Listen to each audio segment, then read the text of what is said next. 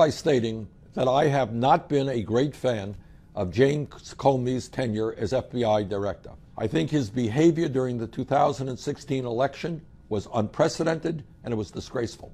But let me also be clear. I think Trump's firing of him at this time was absolutely uncalled for and a threat to the rule of law in our country. Let's not forget what this whole issue is about.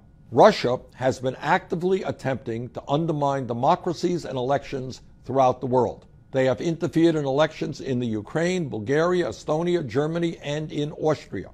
And, as many of you know, they were heavily involved in the recent elections in France in support of Marine Le Pen. Russia's goal appears to be not only helping candidates who support their worldview, but undermining people's faith in democracy and fair elections. There is no debate.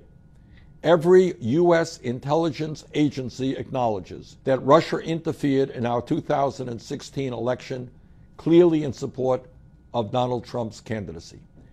The issue we are focusing on now, through a bipartisan effort in Congress, is to determine to what degree, if at all, the Trump campaign actively colluded with Russia. Did Russia act independently in support of Trump, or did the Trump campaign collude with them in attempting to win the election?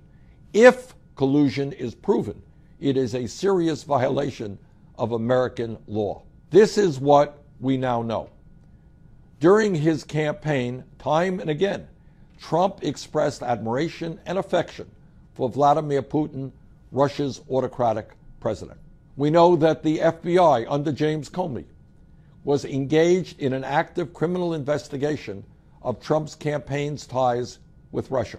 We know that a grand jury was set to hear testimony involving Mike Flynn, Donald Trump's first national security advisor and former campaign advisor, who resigned more than 2 weeks after the White House was told by the Justice Department that he could be compromised by Russia. We also now know that James Comey was fired days after he requested a significant increase in resources from the Department of Justice to pursue the Russian investigation. We also know that Comey was scheduled to testify on Thursday before the Senate Intelligence Committee, where this matter would have surely been brought up. In my view, there is no question but that the American people cannot trust the Department of Justice to investigate whether or not the Trump campaign colluded with Russia to win the 2016 election.